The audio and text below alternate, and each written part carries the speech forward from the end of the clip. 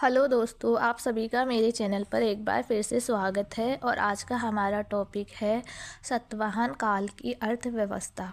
तो आइए वीडियो को शुरू करते हैं और देखते हैं कि सातवाहन काल के बारे में और उसकी अर्थव्यवस्था के बारे में हमें कहाँ कहाँ से पता चलता है और अर्थव्यवस्था में कौन कौन से पॉइंट आते हैं।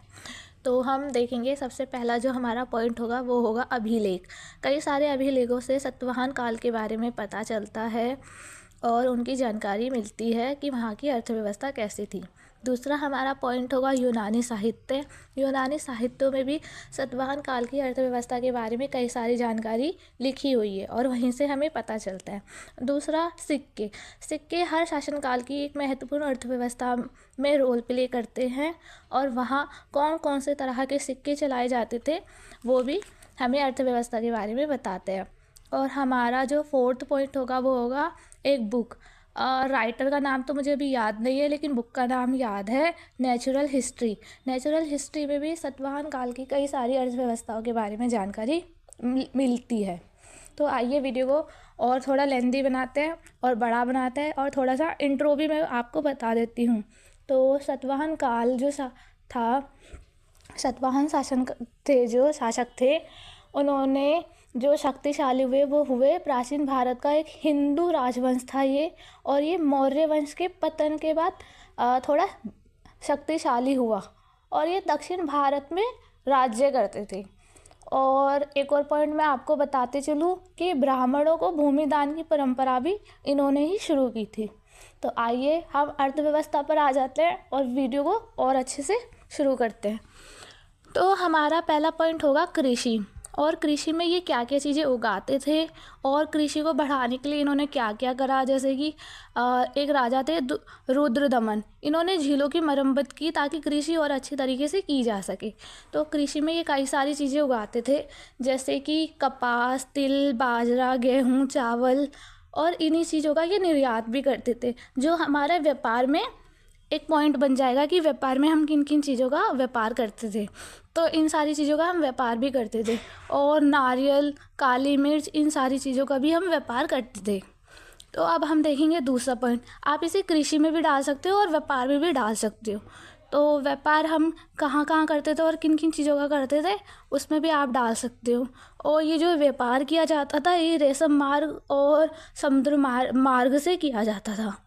तो व्यापार में आप देखोगे सुलेमानी पत्थर के जो मनके होते थे उनका भी हम व्यापार करते थे, लाल मणि का भी हम व्यापार करते थे, नमक का व्यापार करते थे, नारियल का, काली मिर्च का भी हम व्यापार करते थे, तिल, बाजरा, गेहूँ, इन सबको भी हम निर्यात करते थे। उसके बाद हम देखेंगे हमारा जो दूसरा पॉइंट होगा वो होगा कर। आप सभी को पता होगा कि कर एक इम्पोर्टेंट रोल प्ले करता है अर्थव्यवस्था में। और कर जो होता है वो कई सारी चीज़ों पे लगाया जाता है, जैसे हस्तशिल्प जो होते हैं उन सब पे कर लगाया जाता है। लेकिन सातवाहन काल की जो अर्थव्यवस्था है और सातवाहन काल में नमक पे कोई कर नहीं था। ये आप इम्पोर्टेंट है, याद रखना और ज़रूर एग्ज़ाम में मेंशन करना। उसके बाद हम देखेंगे सिक्के।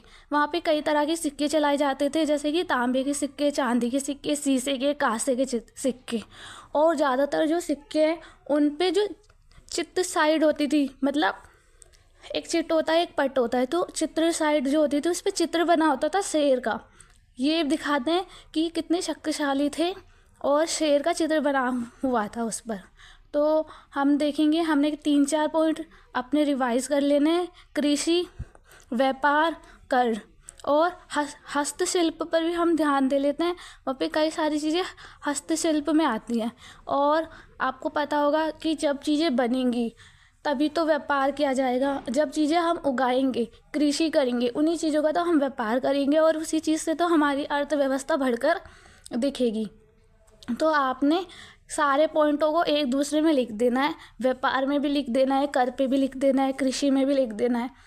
इस तरह से आपका जो पेपर है वो काफ़ी ज़्यादा लेंदी हो जाएगा और आपके काफ़ी अच्छे मार्क्स आने में मदद मिलेगी। तो अगर आपको ऐसे ही किसी और टॉपिक के ऊपर वीडियो चाहिए तो आप मुझे बता सकते हो। मैं काफ़ी सारी वीडियो बना चुकी हूँ अपने चैनल पे, एक बार मेरे चैनल पे आप विज़िट कर लेना। ऐसे ही मैंने मौर्य काल की अर्थव्यवस्था के ऊपर भी वीडियो बनाई है और अपने चैनल पे डाल दिया है। तो हाँ, एक पॉइंट हमारा रह गया बात करने के चक्कर में भूल गई। कपड़ों की रंगाई भी वहाँ पे की जाती थी और कई सारे कुंड मिले हैं जहाँ कपड़ों को रंगा जाता था। तो आप ये भी लिख सकते हो और मेंशन कर देना अच्छे से सारे पॉइंटों को, हेडिंगों को थोड़ा बड़ा बड़ा लिखना, और जो मैंने छोटी छोटी डिटेल बताई है उन्हें भी आप भर भर के बड़ा बड़ा लिख सकते हो एग्ज़ाम में।